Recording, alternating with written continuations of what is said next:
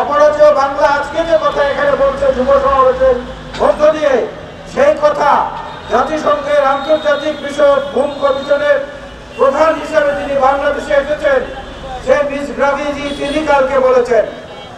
তিনি বলেছেন যারা গুম খুনের সঙ্গে জড়িত এখনো প্রশাসনের বিভিন্ন স্তরে তারা আছেন এবং তারা গুমের শিকার পরিবারকে হুমকি দিচ্ছেন, ভয় দেখাচ্ছেন।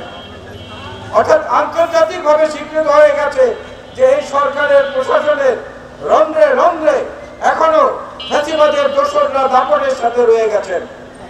তারা এখনো ভুক্তভোগীদেরকে, মা বোন সন্তান হারিয়ে যাওয়ার পরিবারগুলোকে এখনো হুমকি দিচ্ছেন, আইনের দ্বারস্থ হতে বাধা সৃষ্টি করছেন। আমরা সবসময় যে কথাটি বলি এবং জানি, শুধু মনে করিয়ে দেওয়া প্রয়োজন। একটু আগে আজকে সভাপতি বলেছেন বেগম খালেদা জিয়া এবং তার পরিবারের উপর কি পরিমাণ নির্যাতন হয়েছে, এখনো চলছে।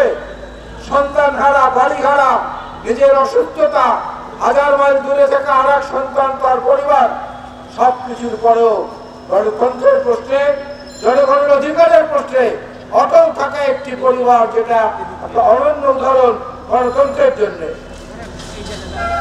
সূর্য যেমন তার নিজের জন্য ওঠে না, নিজের সিদ্ধি বাড়ানোর জন্য জ্বলে না, তেমনি চন্দ্র কিন্তু নিজেকে আলোকিত করার জন্য ওঠে না, পৃথিবীকে আলোকিত করে। বাতাস কিন্তু নিজের জন্য, নিজের অক্সিজেন গ্রহণ করার জন্য প্রবাহিত হয় না। বাতাস মানুষকে অক্সিজেন সরবরাহ করে। নদী তার নিজের পানি খাওয়ার জন্য প্রবাহিত হয় না, সমুদ্র তার নিজের পানি ধারণ করার জন্য প্রবাহিত হয় না। টানা সপ্তমবারের মতো বেস্ট টিস্যু পেপার ব্র্যান্ড হিসেবে স্বীকৃতি পেয়েছে বসুন্ধরা টিস্যু। সবকিছু হয় সাধারণ মানুষের জন্য। এই সমস্ত তুলনা, এই সমস্ত উপমার সঙ্গে যদি মেলান, তাহলে একটি মাত্র পরিবার বাংলাদেশে এবং এই অঞ্চলে, সেটা হচ্ছে শহীদ জিয়া বীরুত্তমের পরিবার এবং খালেদা জিয়ার পরিবার, যারা নিজের জন্য কিছু করেননি, সাধারণ মানুষের জন্য করে গেছেন। আমরা বিভিন্ন জায়গায় দেখেছি, আমার বন্ধুরা এখানে বিভিন্ন উদাহরণ তুলে ধরেছেন। 9 মাসে একটা রক্তাক্ত মুক্তিযুদ্ধ হয়েছে, আমরা একটা দেশ স্বাধীন করেছি, একটা নতুন সংবিধান রচনা করেছি।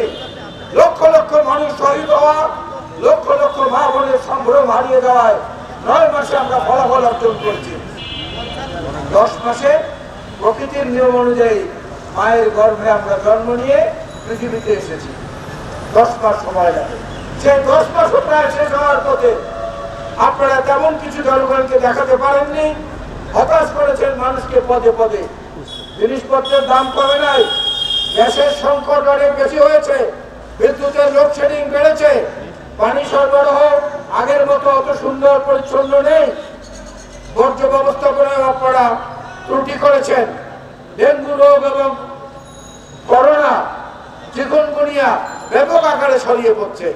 কোথায় আপনার স্বাস্থ্য উপদেষ্টা, কোথায় তার কর্মতৎপরতা? মানুষ দেখতে পাচ্ছে না। বাজারে গেলে মানুষ তার পকেটে হাত দিতে পারে না, মনে হয় পকেট ছিদ্র হয়ে সবকিছু পড়ে গেছে।